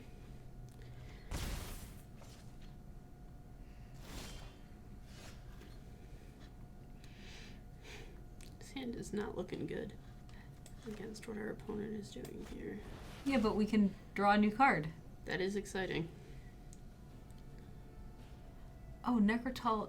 Okay, so Necrotal is not only the creature name, but also the creature type. Creature, Necrotal.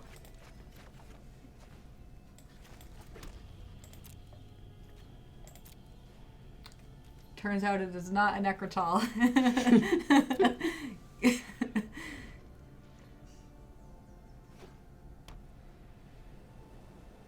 Will we ever see intuitive but silly variations on evergreen keywords like Squirrel Link? I am not sure. I think that's not a question for me to answer. I think Squirrel Link is named as so because it was unstable.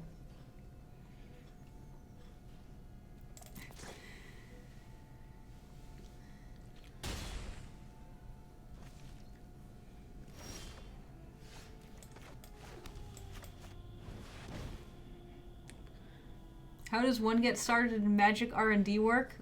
Like, I'm guessing you mean how do you get a job here? Like, there are a lot of different paths to work in R&D. One of the biggest recommendations I would have for people is be very involved in Magic. If you look at the people we hire, they're all like, they have all been very involved in some way.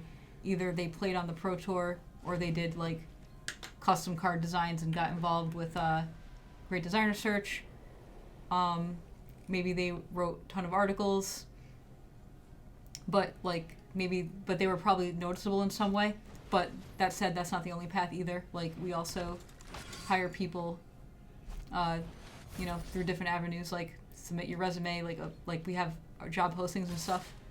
We also have internships for college students, but those are only for college students and very hard to get in because we usually take 2 interns per summer.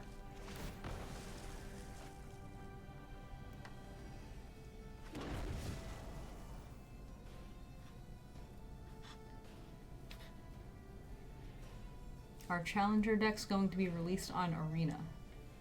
I don't think so.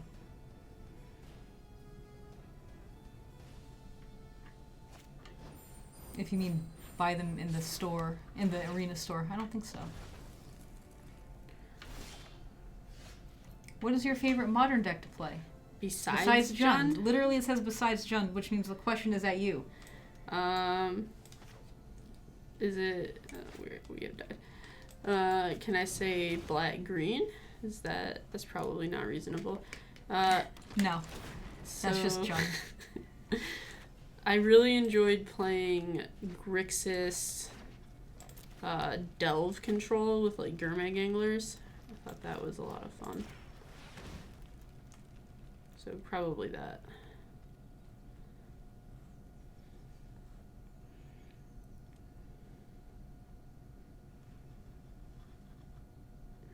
Now, maybe I have to answer? I probably have to answer. I haven't played Modern in a while, actually, but when I played a lot, I was playing Affinity, so I'd probably like the Hardened Scales deck. I enjoyed that kind of stuff. That deck's sweet. I think the Phoenix deck looks like really fun to play. That's like my style of deck, too. Hello, are you a pro player?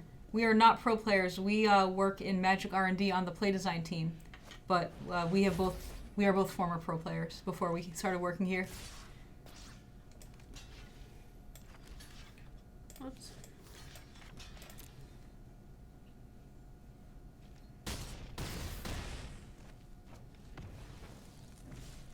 Alright, I don't know what gets us out of this, but that is not it. So you don't test new cards in Modern format. That is not true. I personally have not done Modern playtesting, but we did have a team of people who their entire job for a year was just playtesting Modern for Modern Horizons.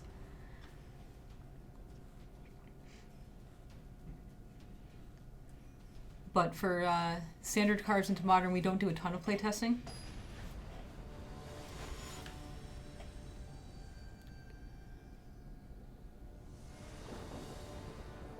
What is your favorite set? That's a tough question.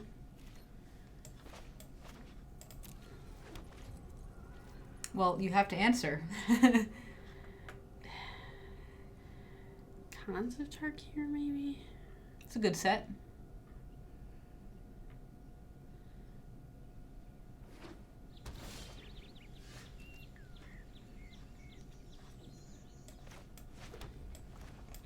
Now, do I have to answer? Is that the rule? I believe that's how this works. Oh, no.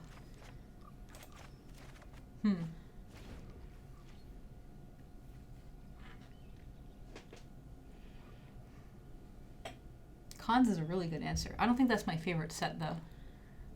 A favorite clan? I definitely have a favorite clan. It's just really hard to pick which one. God, the clans are all so good.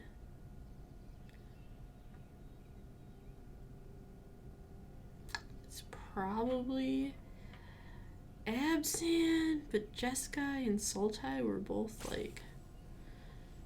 Maybe it's Sultai. Sultai was really cool. Sultai was really cool. I think that's my favorite clan, but I've done the best with Abzan when I was playing back then.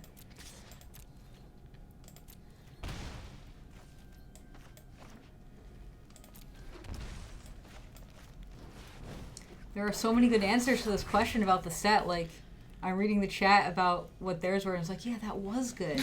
Yeah, that was really good. Like, Mirrodin was so good. Like, I love drafting original Mirrodin. You get to Trinket Mage for the Skull Clamp. That was really fun. That does sound fun. Like, back in Mirrodin, you Trinket Mage for artifact lands, and you could play 5 colors. And then you sunburst everything.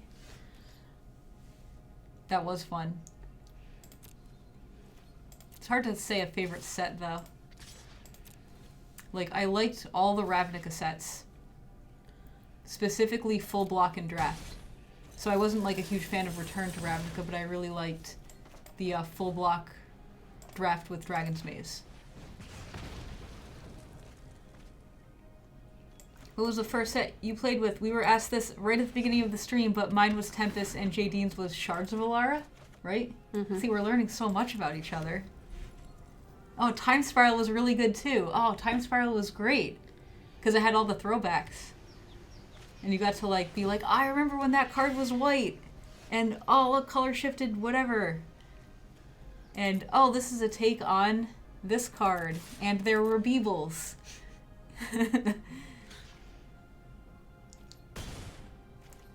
But Time Spiral was not a... Well, I don't know if it was popular. Like, it's hard to say. Like, it was lost on newer players, I think, is what I'm trying to say.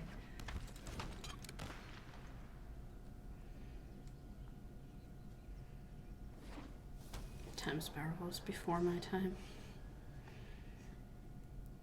See, that's all a blur. I didn't even realize Time Spiral was before... Oh, do you win if you just steal his guy? Oh, you don't have a land. Oh, no. Alright. Well, so much for that. That's No okay. attacks. That's okay. God, that would You can be steal his land, his guy later. 8/8 is so big.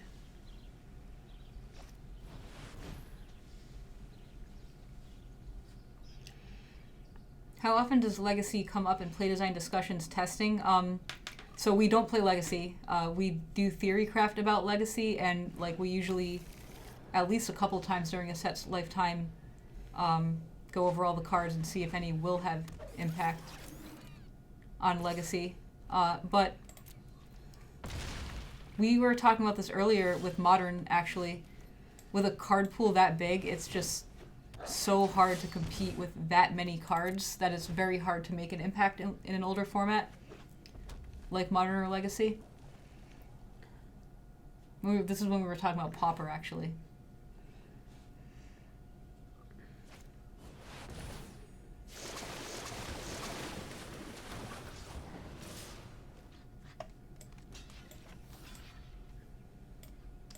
Oh no, our thing can't block it, so I can't 8-power first strike this down. Oh no.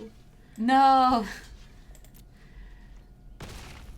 I believe we're dead. I also believe that we are dead. Oh, we drew the mountain. There's the that land. was a little late. Alright.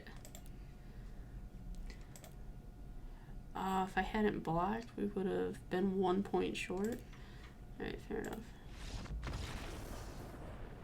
I can't really answer questions about the story because we don't really, like, do much work. Well, that's not even fair to say. We don't work on the story at all, so we can't really answer questions about it. And also, like, liking the story is pretty subjective anyway.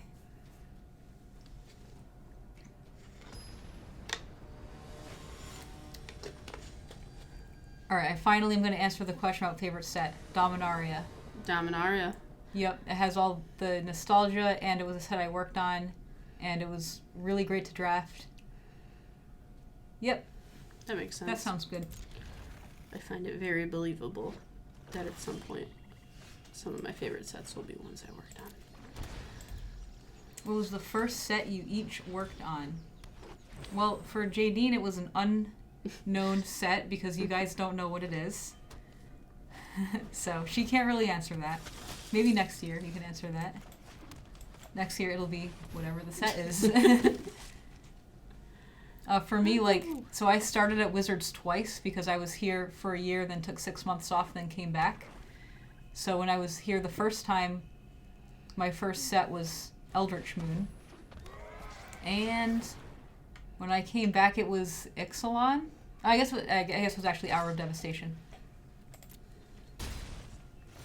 Yeah, Hour of Devastation. I missed Aether Revolt. And Amonkhet. But I was here for the tail ends of them. Well, I missed actually all of Aether Revolt, but I was here for the end of Amonkhet. Are you excited for war? Are you excited for war? Absolutely. I'm excited for war. I can't wait to see, like, one of my favorite things is just, like, seeing everyone's reactions when we reveal cards. So whenever we reveal cards, I just read all the Reddit posts. I'm always reading Reddit. So I probably read your comment.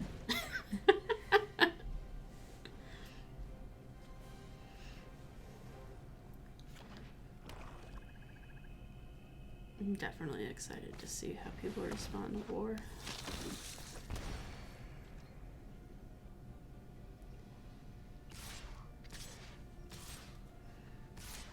We can't really answer the question of what do you think will get the biggest boost from war, because that would be revealing too much from the set. Plus, it's like, that's kind of for you guys to figure out, too. We don't want to give all the answers. We just make the cards and we want you guys to build the decks and come up with what the standard format looks like. I mean, we have an idea, but it's mostly just on you guys.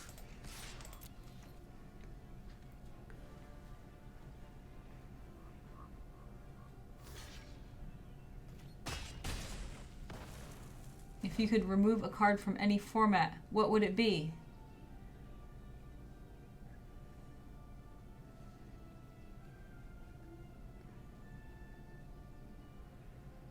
That's a tough one.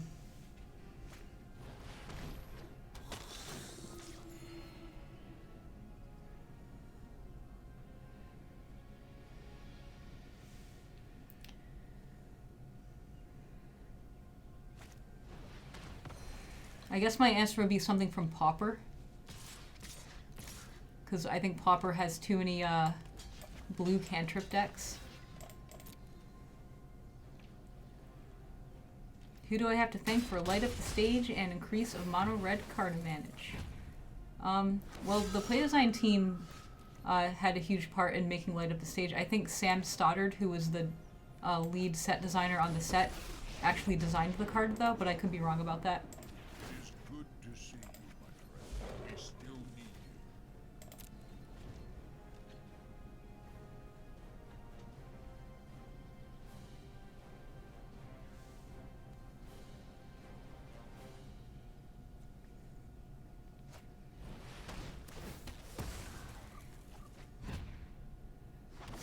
If I knew what the strongest color in War Sandra would be, it means I messed up.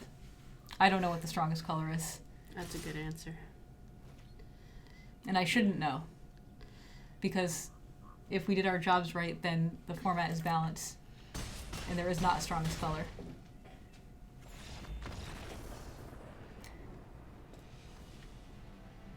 Yes, this is just Magic R&D answering questions and playing Arena.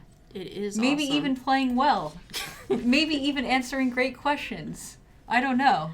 You can tell us if you think we're playing well and or answering great questions, but we do this stream every week, every Monday from 2 to 4 p.m. Pacific. Usually it's myself with Paul Cheon. Sometimes one of us takes a break. Like today, Paul was not here today, so Jadine jumped in. Next week, Paul will be out again at the Invitational, so I'll probably be here with someone else.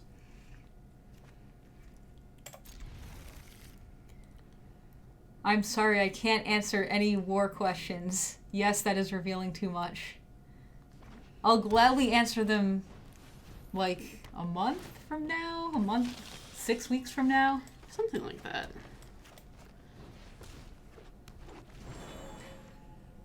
It's a good tagline. Good questions, good answers, maybe okay gameplay.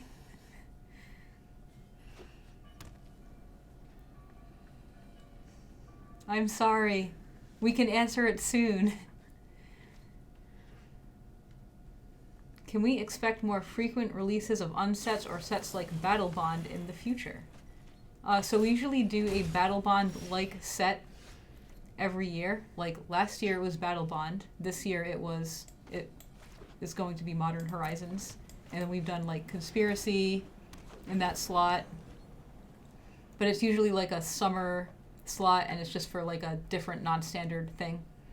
And it could really be anything that we think is cool. This year we thought Modern Horizons was cool.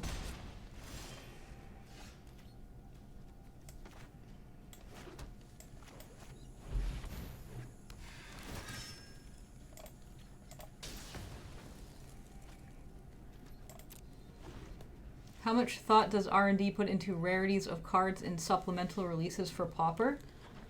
It's definitely thought about, like we'll downshift cards because we know that it will see play in Pauper.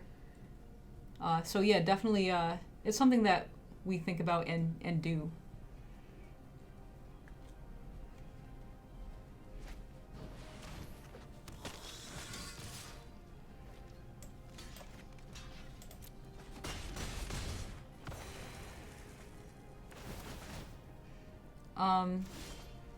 Hezojez, sorry if I'm saying your name incorrectly, but we don't look at the Reddit forums for custom card designs.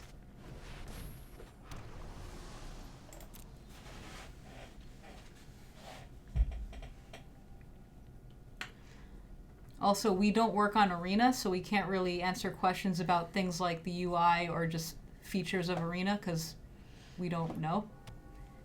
And if we did know, we're probably not allowed to tell you anyway. Like, you'll just find out, like, when the Arena team decides to reveal them. But, so any Arena questions like that, we can't really answer, sorry.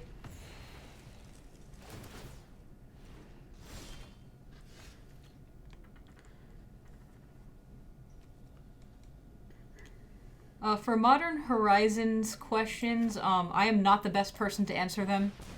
I didn't work on the set, but what I can do is when the set is like closer to coming out, we can have a guest on the stream, like who worked on the set, like maybe Dan Musser or Michael Majors, and like they can answer questions like that. But I don't have a ton of insight onto stuff like Sarah. Whoops. Do cards come first or lore? It depends on the set. So, for example, in a set like Innistrad, which is like a top-down horror set, like we usually come up with the lore, like the tropes first. So like we want to make sure we have like a Jekyll and Hyde card and like zombies, and like we kind of know like what the flavor is going to be, and like we'll design cards based on stuff like that. And then in some sets, the mechanics are first, and we just design cards based on the mechanics. But I think I'm not answering your question right, because specifically for the lore is written before the set is starting to be worked on. So usually the lore would come first.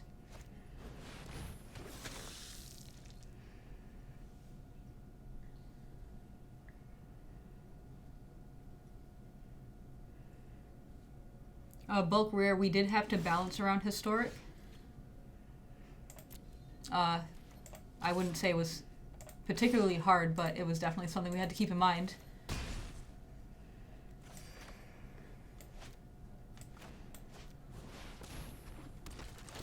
Do you use sleeves when testing? No, we just shuffle cardboard, no sleeves.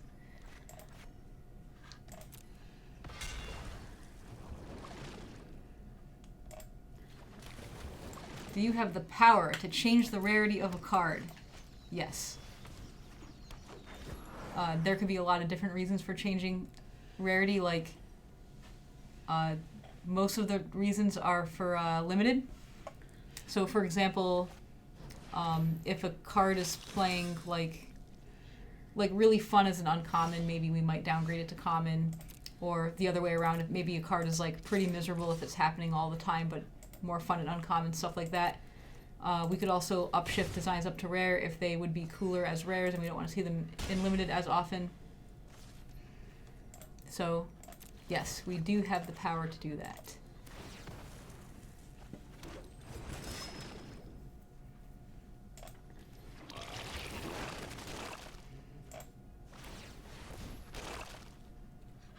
Do you guys get playsets after full release? No.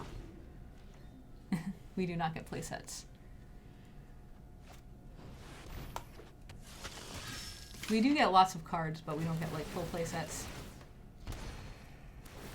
Wow, that's so many Sanctum Seeker triggers. Oh my god. It's just so many triggers in general.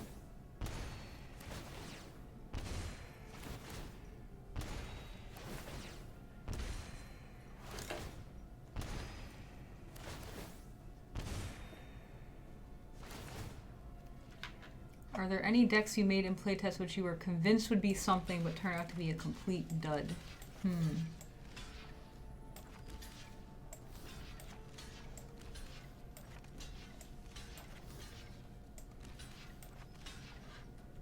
I'm sure there were.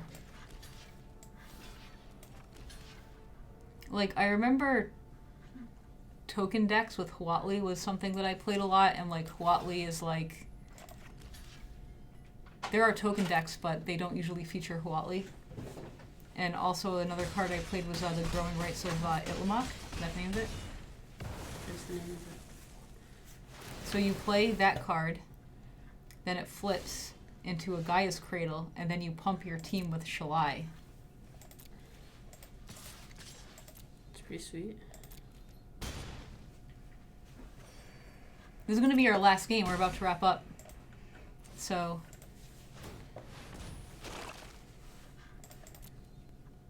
Looks like pretty good, though. Like, you have a lot of stuff. Yeah. This biogenic oozes made my mana power 4/6. Yeah, alright. We did it. Alright. So we're going to wrap up. I think we're probably going to raid someone. Are we going to Kenji's raid coming someone? up next. Alright. So Kenji, New Matanami, is coming up next. He'll be playing in our Invitational this weekend. We hit silver on the very We last hit game. silver. We did it. We're getting there, account. Before we know it, our account will just be mythic if we keep using it. Perfect. Alright, yeah, that's about it. So are we just head over to Kenji now, or what's going on? Yeah, just hit. Okay.